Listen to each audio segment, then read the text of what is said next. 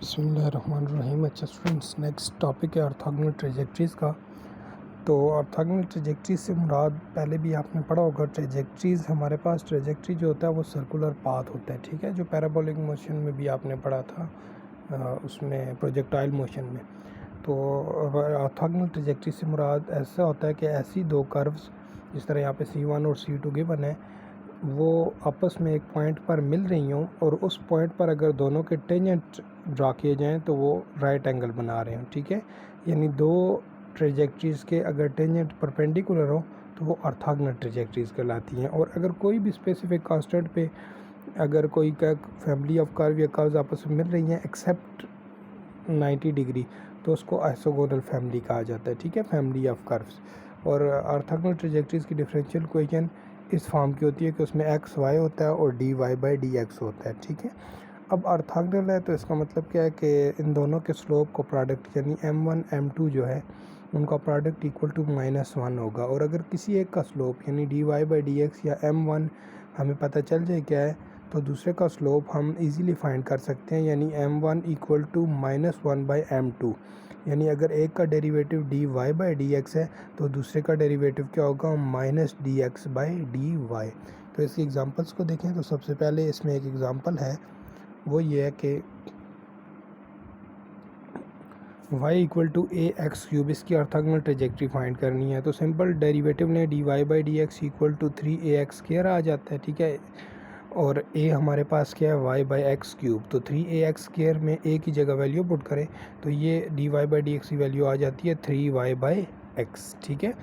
तो 3y by x आ गया। अब एक का अगर dy बाई डी एक्स है तो दूसरे का क्या होगा, -dx बाई डी वाई, यानी -1 बाई m2 वाली बात है। तो अगर इसकी 3y बाई एक्स जो है वो dy बाई डी एक्स के इक्वल है, तो सेकंड की क्या होगी, -dx बाई डी वाई किसके इक्वल होगा, 3y बाई 3x के। तो इसका मतलब ये है कि -dx by d y equal to 3y by 3x है, 3y बाई एक्स है। तो इनको x और y को अलग-अलग करें तो ये dy इधर आ जाएगा, x इधर आ जाएगा। तो 3y dy equal to -x dx, इनको इंटीग्रेट करें तो क्या आ जाता है, ये आ जाता है 3y का इंटीग्रल वाई स्क्वायर बाई 2 और x का integral x square by 2। Through 2 से मल्टीप्लाई करें तो ये हमारे पास 3y square plus x square plus 2 equal to 0, ये ऑर्थोगोनल ट्रेजेक्ट्री आ जाती है, ठीक है। सिमिलरली क्वेश्चन नंबर 2 है। अब ये थीटा और आर में है, यानी एक्स वाई में नहीं है। तो r theta equal to a, तो इसका डेरिवेटिव जब लेंगे तो ये आ जाएगा आर थीटा का derivative equal to derivative with respect to r of a. तो ए का डेरिवेटिव तो 0 हो जाएगा, आर और थीटा का क्या होगा, r derivative of theta plus theta derivative of r, ठीक है। तो थीटा डेरिवेटिव ऑफ आर तो 1 हो जाएगा, theta plus are d theta by D R. तो इसका जो डेरिवेटिव लें are d theta by D R ने वो क्या आ जाता है, माइनस थीटा, ठीक है। अब यहाँ पे देखें, अगर हमारे पास d y by D x वाला केस हो फिर तो हम -dx बाई डी वाई लेते हैं, लेकिन जब आर और थीटा यानी पोलर फॉर्म में आ जाए तो are d theta by D R find किया जाता है। और ये माइनस थीटा है तो ये बात वही है, -1 बाई m2, यानी माइनस माइनस प्लस हो जाएगा और 1 बाई थीटा आ जाएगा।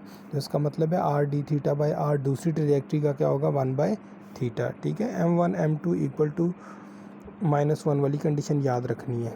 तो इसको इंटीग्रेट करें थीटा वाले अलग अलग करके, आर वाले अलग अलग करके, तो ये आपके पास सिंपल इक्वेशन आ जाती है, ठीक है।